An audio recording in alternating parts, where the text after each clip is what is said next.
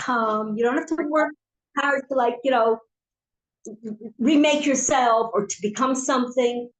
You're beautiful the way you are. You're perfect. You're mine. And when we remind ourselves of that, it's not like we go back to sleep for 120 years, but there's hope.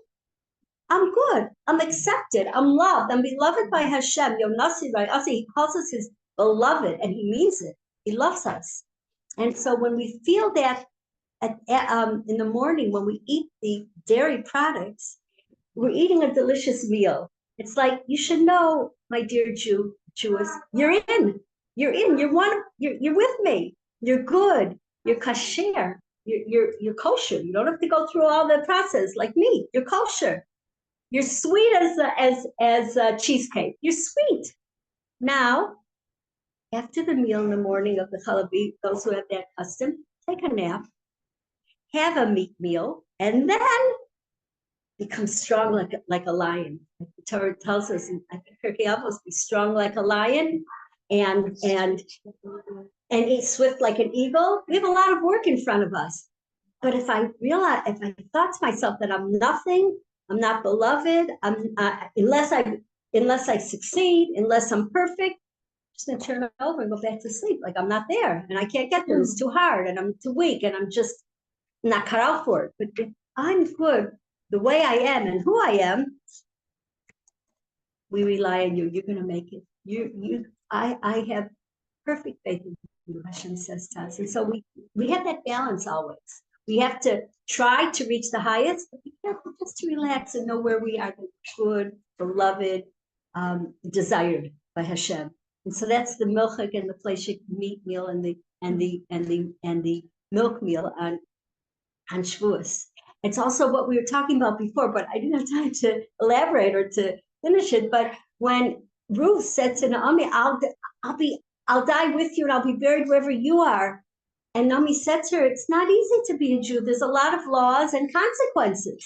So she could have answered something like, oh, I'm not worried. I'm planning to be straight in there. I'm not going to sin. I'm not going to be, have that punishment up because I'm not going there. And so Naomi said, was showing her what she's teaching all of us. It's not always going to be that we're on and that we're excited and that we're like, so passionate about Shabbos or about mitzvahs. Yetzer Hara is real, and he comes and gets us either dejected, feeling rejected, feeling down, feeling low. No, not again. And that heaviness, it's part of all of us. We have it. Even when we have it, it's not going to keep us away from Hashem. I still want you, Hashem. I have nothing left but want. I still want to be a good daughter. I still want to be a good person. I don't act it. I haven't acted it and acted that the way I want to be for days or months or years. I want it. I want the connection. I want that love that you gave us the Torah for love. And so we should give up on ourselves. Hashem never gives up on us. He loves every aspect of us. At the giving of the Torah, we had one eye towards the eagle, towards the golden eagle. It says one of your eyes was already looking that way, like posel, like sideways. What's that word like for eyes when you need glasses when person's a kid? Squinting and side when they go side. Could be. Both sides, one eye there, one eye there. Also, yeah, they had one eye on Hashem and one eye they're already saying, looks interesting out there. Let me check it out. I like this world. Wow, that smells delicious. It's Har Sinai at the giving of the Torah, and Hashem loves us anyway. So when we realize how great His love for us, then we could return in kind. And no, I'm there for you. I want to know you. I want to do whatever you want. And tzaddikim, we think of them sometimes. I mean, I used to try not to, and I feel and realize that it's not true. Like martyrs. Look what they eat. Look where they live. You call this life. You call this happiness. But then look in their eyes. And they're not in La La Land where they don't realize. They're just happy. That's all. This is what does it for me. This is what feeds me. This is what excites me. They'll do mitzvahs, not for reward of the next world even, or to get rich, or to get famous, or to get honor, which is anyway delusional about, let's say many people fall into that trap. You know what they do? They say, I just want another mitzvah. That's all I want.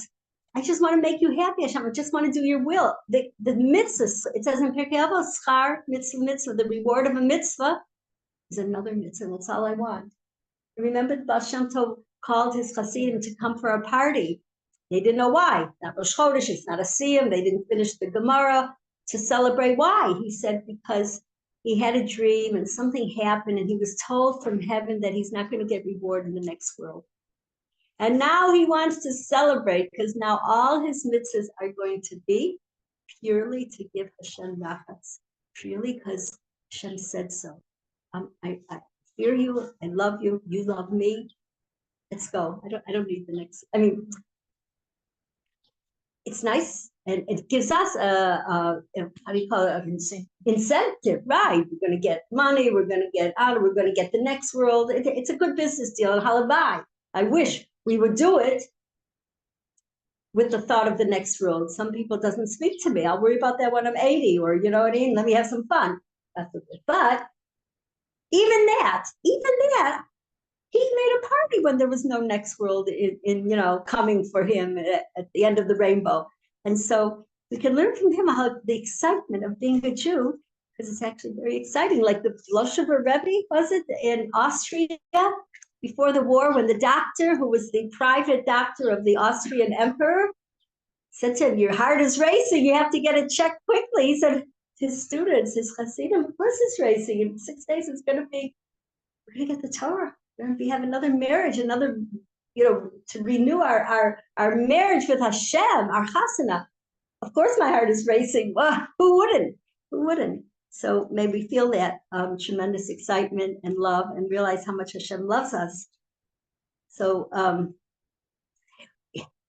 we have in this week's Parsha, Birkas Kohanim, the bracha that the Kohen gives us every single morning. Here in Israel, it's every single day of the year.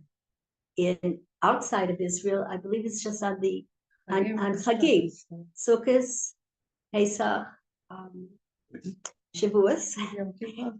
Yeah, Rosh Hashanah Yom Kippur, I think, and that's it. And what is Hashem telling the Kohanim? How come it is so very, very special? And why doesn't Hashem just bless us directly without needing the Kohanim? And so it's very beautiful that he asked the Kohanim, or commanded the Kohanim, I should say, to bless us. And the blessing that we have from the Kohanim is a beautiful blessing. Yivarechecha Hashem v'yishmerech, it starts. And the way the pasuk goes, the verse is, Hashem, who blesses your people with love. Sorry. Bye. All the best. For shalom and good luck. That who blesses your people with love, that's the key word.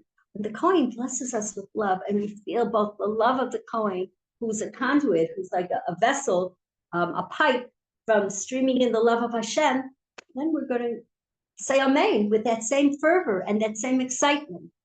But both sides have to be in on it. Sometimes a person is blessed and he doesn't realize he's blessed. He has a good life, he's healthy, has a roof over his head, and you know what? He feels like down in the dumps. It would be so good if we could recognize our blessings. I was coming here today, huffing and puffing up the hill, and so was a friend. And he said, you know what? We're walking. We're coming to Bas Medrash. We're coming to see beautiful, beautiful women and friends and sisters. How can we not thank Hashem for that? How can we not thank Hashem? And the Kohanim, they do it bi'ahava, to bless your people with love. When it comes from love, it's accepted that way. It's a two-way street. Person, it's just so natural to reciprocate with love and to reciprocate with a good feeling. And so the first part of the bracha of the Kohanim is Yivarechecha Hashem, v'yishmerech, Hashem should bless you and guard you. And I believe Rashi says on this, Yivarechecha, Hashem will bless you b'mamon, with money. You should have enough money to be able to do mitzvahs. Enough money. A person doesn't have money, all they think about day and night is either if they're hungry or they need a second car, depending on what, where they live and what generation. It used to be they were just hungry. They were not, and it was raining in if they had a place to sleep at all. That was, how are they going to learn Torah? Although the Kitsos was he wrote a tremendous long Perush explanation on the Gemara. Kitsos HaChoshen. He was very, very, very poor. They didn't have enough money for light for like a candle, and certainly not to warm up the house. He'd go under the covers, and that's where he would write it.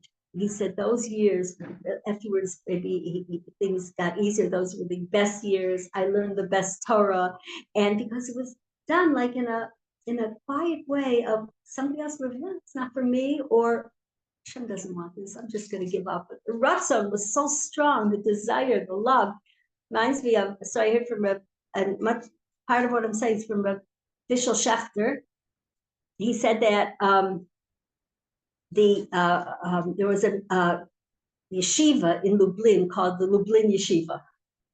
A good name, yeshiva in Lublin. And it was, the Rosh Yeshiva was Meir Shapiro. He also started the Daf Yomi that we're still doing today, around the 8th or 9th or something round, times 7 piece.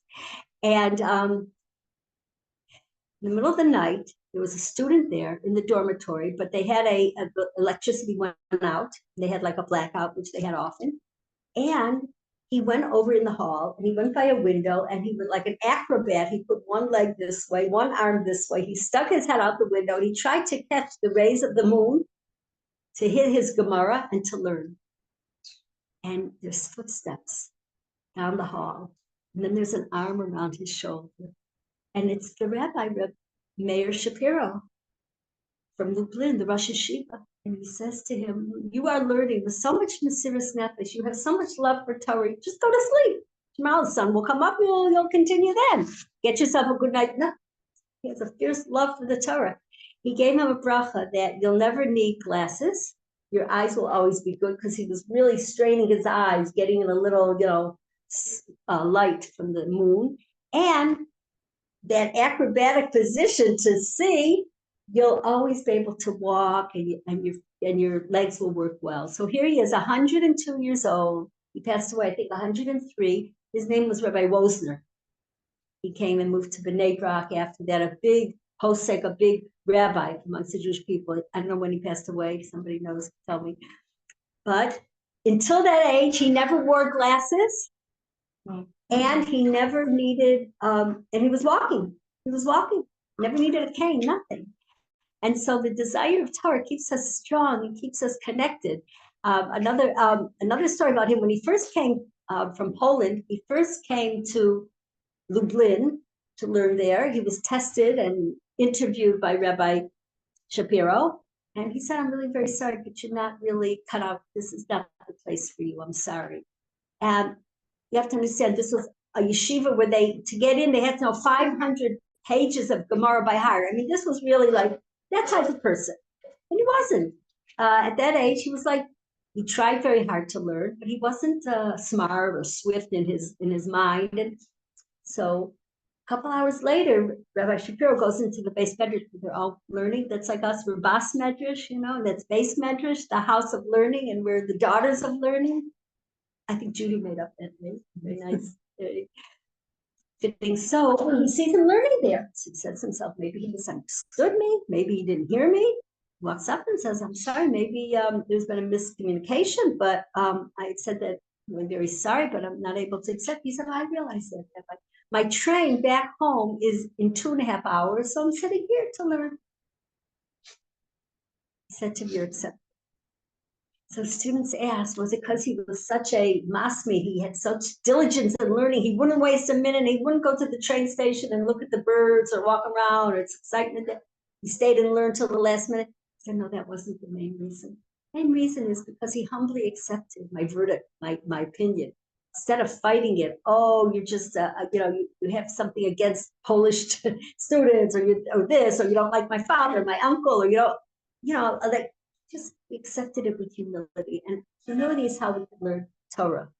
Torah was given on Har Sinai, the mountain of Sinai was the lowest of all mountains. You think, such an event, the lightning and the thunder and giving the Torah would be on the highest mountain to make a big splash, to make, the headlines. Lowest mountain, Hashem says that is low, and thinks of them humbly, not like a shmata, not like a rab. No, we have to have the pride. We want to learn Torah. We want to do mitzvahs. We want to be good Jews. The pride, but we never ever want to hurt anyone else. We never want to step on someone to get to what we need. God forbid, literally or figuratively. We only want to do things sweetly. Erev says often, we want to do things benachas lo b'koach, birakut. He says softly and not b'koach. Even in our prayers to Hashem, I want this, I need this, I want it now, I want it the way I want it. That's called koach. Hashem has a better plan. He has a different plan. So it doesn't mean we sit back and okay, this is my life. Hashem gave. No, He wants us to pray to Him. He wants us to try. He wants us to make steps to whatever it is. Get a job, move, get married, whatever it is. Help. But the rakut, the softness, lo b'koach. Because bottom line, it's Hashem who's doing it for us. And bottom line is He's doing the best for us. So if we could realize that and we could do everything softly, we'll get so much farther. And also we won't be uptight. We won't be like Dova taught us that the highest part of Bitachon in the Shar Bitachon, the gate of Bitachon, from who? Who's the author of Yeah. Oh, thank you, Rabbeinu B'chayat. Thank you very much. That's a little I'll remember. Is when you wake up in the morning, I'm just where I want to be. Geographically, this house, this city, this neighborhood, and this personal life circumstance. Of course, I can change. Of course, I can daven and try to change the circumstance, the home, the place, everything. But this is where Hashem put me. So right now, thank you, Hashem. Thank you, Hashem. Help me to move on, to change, I'll take some. What is it? To make me cool, anything? Okay. Oh, no, it's okay. It's such a I like purple. It's pretty. No, that's right. It's just a cooling. Oh, I'm not there, but let's see if it works. Your glasses. I'm not even putting it in my face. Take any chance. I got it. It's good. It's a commercial. No, you can get it here. We'll try to ask you. That's not on. But your part today. You're learning. Yes. You dedicate the learning for her, Lisa Shama. And what's her name?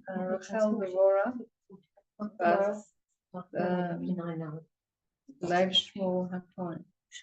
It should be for her elevation of her soul, and also my brother-in-law, Yosef Ben Daniel. He passed away a week ago Friday. Oh. His elevation, my husband's brother, his elevation of his. My father passed away on Shavuot, but then I'm going to wait for that. Not to do it now, right? Well, we can do it because it's close, and on Shavuot you could like. I remember his name. It's a very long name for me. Ezra Shmuel, Ben Yitzhak Mudachon. Cohen also. A lot of names for me right now. Yeah. And how many years? It was maybe like 20 years. A long time. I only started knowing about your sites the last 2 years. I didn't know what I wasn't, I'm sure You're really raising him up now. So I didn't know what I had to do. So and then I didn't even know what his Hebrew name. And then we found out it was Shavuot. So that was even more. And I was like, wow. It's holy. Yeah, it was holy. King David passed away. Baal Shem Tov. They say that Shavuot is in connection with Hitas. Because Hitas, if Moshe Rabbeinu does the Chumash, the Tehillim is Beit Melech, and the Tanya is the Baal Shem Tov. Oh, beautiful. So that's I learned yesterday. It's connected. Beautiful, very beautiful connection. Yeah. And Shavuos is like Simchas Torah. We're celebrating, and like I said before, there were rabbis that danced on Shavuos a lot. They learned a lot, and they danced a lot because we're so thankful to Hashem that we have His holy Torah. And interestingly enough, we said before, one of the names of Shavuos, well, there's Shavuos, which is the weeks we prepare, and the promise, a Shavuot is an oath. Why two oaths? One, Hashem gives us a few years forever. I'm never ever giving up on my Jewish people. And one, us to Hashem, we're yours forever. We are yours forever. No matter what we go through, we're yours forever. That's Shavuos. And the other name is Atzeret, which means stop. There aren't special mitzvahs of the Torah for Shavuos. Just to be happy, to eat well, to enjoy, and to stop. And to think, wow, this is a wedding. This is a marriage. And why did I get married? Let me try to remember. What did I like about, like, let's remember the first day. Let's remember the first month. Let's remember the freshness, the excitement, and let's have it again, reignite it. And also, Atzeres, does anyone here know a different holiday amongst the year that we have that's called Atzeres? Shmini Atzeres, thank you. Shmini Atzeres is the 8th day of Sukkot. It's also known as Simchas Torah. Here in Israel, it's the same day. Shmini is 8. So there are 7 days of Sukkot, just like there are 7 days of Pesach. And then it's a whole new holiday, even though it comes the 8th day. We say Shachiyanu when we light our candles on Shmini Atzeres, Simchas Torah. And here's the word again, like you said, Debbie. Shmini Atzeres, it's the 8th day, and it's to stop.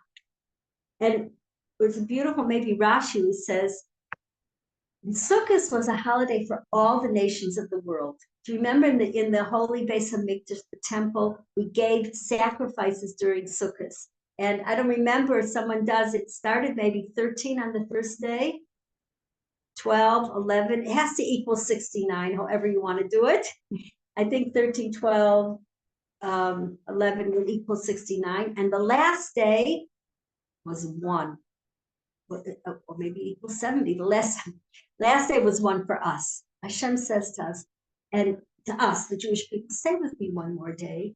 When Rashi says when children come to visit their parents on a holiday, don't go back so fast. Stay one more day. So here, the whole sukkah is for the nations of the world. If they knew how much the Jewish people give sacrifices, they should have good health, and they should have parnasa, and they should have success, they would come and thank us. They don't want to do the opposite. They thank us for how we're praying for them and giving sacrifices for them. Last day is 1. It jumps from, say, it was 7 down to 1. That's just for us. Shem says, Kashai, alai pridas, it's hard for me that you leave me, my dear children. Stay one more day. Atzeres, Atzor, stay, don't leave. And so we have Atzeres is tomorrow night. Stop and enjoy the Torah, enjoy the relationships, enjoy the new bond we have with Him this year, 2024. And Shmini Atzeres, which is Simchas Torah, enjoy the closeness, enjoy the unity and the oneness between us and Hashem. And what do we do Shmini Atzeres? Simchas Torah. We dance. So I heard the other day, actually yesterday in Meron, it's very beautiful, that Atzeres, Shmini Atzeres is when it started. Simchas Torah, October 7. And God willing, tomorrow night, it's a tikkun for this. It's going to all, hafachum, the strength of the Torah. And those of us that keep it through, like more than the mailman who goes through snow and rain and everything, nothing can stop it. We go through everything just with our love and knowing that it's coming from Hashem's love. And so, God willing, tomorrow will be or before tomorrow, we'll see Hashem's rachmim, how much He loves us in a revealed way. All the hostages will be released. Right. Right. Released, rescue. Yes, rescue. That's the better word. Which is right. Yeah. And the whole world wakes up. What would you say? Yeah, it's a flip over. And that's what's going to happen. There will be shalom in the whole world. There will be shalom between the non-Jews and the Jews. There will be shalom between all the animals, like one tree. All the animals will be peacefully grazing in the tree, and all the birds. That's what we're davening for and hoping for. That's part of the bracha of the Kohanim. That shalom is that two opposites coexist in peace and harmony. Because shalom, like shamayim, is eshumayim. The heavens are both fire and water. Usually water extinguishes fire. Fire, they don't coexist. But that's the beauty and that's the power of shalom. And that's the power of ava, the ava. The two opposites can coexist and actually love for each other. And when we say the Shema, we are saying that we want you, Hashem. We want you no matter what. And we're saying, people could say Shema when they're about to die. And that should. And Rabbi Akiva said Shema when he said, my whole life I wanted this to happen to me, that I could die to sanctify God's name. Of course, I'm happy about this. That was Rabbi Akiva, but in our own small way, we just say, Hashem, I want to live for you. You know, a person who dies al Kiddush Hashem takes 1 minute and he's gone. That's like Avram Avinu. Which test was greater, that of Yitzchak, of being willing to sacrifice his son? I think on the end he said, Avram Avi, my beloved, don't sacrifice him. He'll be the Jewish people. The biggest test was believing in Hashem, because Hashem said through Yitzchak you will have a whole nation. And here Yitzchak wasn't married yet. Here I should kill him. That was 1 minute. But what Avram did in the test of leave your home, leave the comforts of your family, leave what's your where you're comfortable, your comfort level, leave your world and go. That was the serious definition of life. That was of living the life of Jew, living the life of someone who wants to do what Hashem wants, and that's actually the highest level. And when we realize that, then we can be excited for every moment. I think that we all left our comforts in the UK and America. We left because we wanted to be around Jews. Yes. Well, more and Christian. So we left like for 2 or 3 cars, maybe we had our social Jacuzzi and whatever, like our nice and Christmas, whatever, these are little luxuries that we try to get here, but we don't care. But I'm just saying, But did it make us happy? Apparently not. No, just like I don't think hot at the moment. No. Relax. Not that life. It's not. We've left what we comfort to the unknown. We come to Israel. I don't like jacuzzis. I like freezing cold showers right now. That's all I care about. We never told I like cold jacuzzi. I like the children. No. But yes, Very, you left certain very. things that you're comfortable with. So we're sitting around, we're Avram Avinus, we're all Sarahs, we're all grouped, and to appreciate each other, to appreciate ourselves. I always wanted married space on Prague. They have some pretty nice big homes. Staying with somebody. She said, we've seen what we had in America, and 2 cars, road, and 2 car garage, huge house. This is nothing. I'm looking at the Well, it's like the sukkah, everyone loves sitting in the sukkah. There's something about it, you know? It could be hot, it could be cold, it could be in America raining, here not as much. And we love it. We love it. We wouldn't trade it. It's such a cozy feeling of we're enveloped in Hashem's love and His hug. In fact, the sukkah is Hashem's hug. I love this part, because the size of a sukkah, the minimal size of a sukkah has to be 2 walls and a little bit, and then it's a kosher sukkah. So this 2 walls and a little bit is a hug from Hashem, and I'll show you how. Here's 1 wall, right? And now here's another wall, and here's the little wall.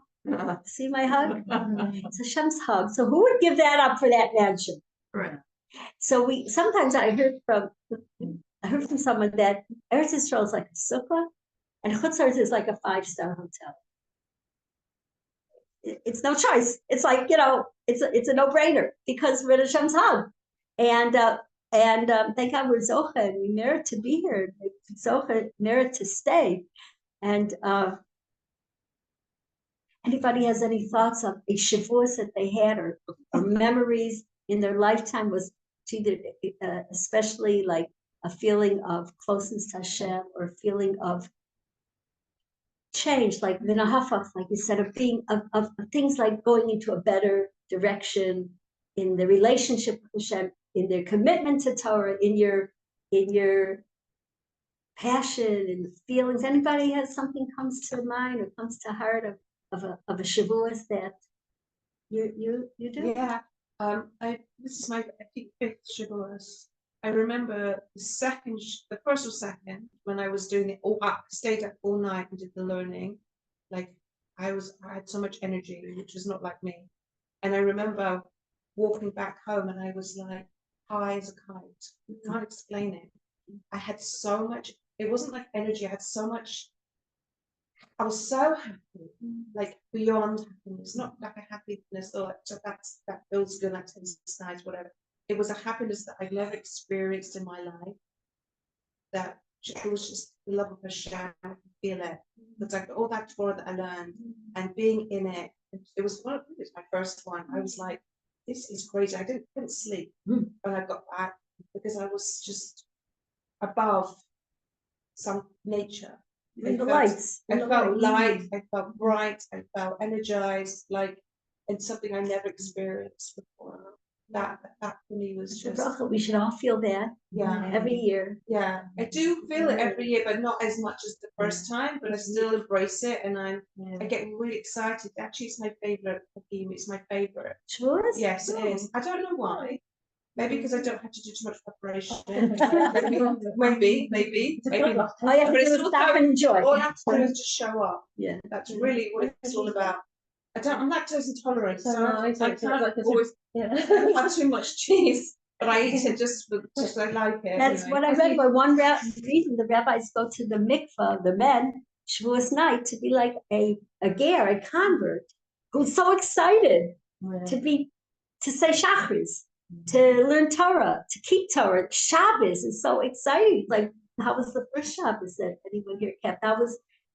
Did you have your first any Shavuot that sticks out? Oh, no, not like that. Not like. I'm a real newbie. Anyone else? You too? I'm only 5 years old. Newbie. Rita learned all night in my house. And around 4 in the morning, we walked as a group to a women's mikveh here in Tzfat. Especially because that was set up, it was like it's like an apartment that has a bedroom, mikveh, kitchen, and it's only for women, it's for women's only, and we tried one of them, all of us, and then after we went to go down. It was amazing. Wow. Amazing. I've never done it like that. It's gorgeous. It's like a moment. Wow. That high to keep it all year. We should all there to not lose it. That's precious and excitement and love and how much he loves. So I can't say I'll vote to that, but if you'd like to sing with me, Torah Ora means the Torah is light, and Hallelujah, praise be Hashem. This song goes on. Yisrael v'Araisa B'Kucha B'Hu. The Jewish people, the Torah, and God are all one.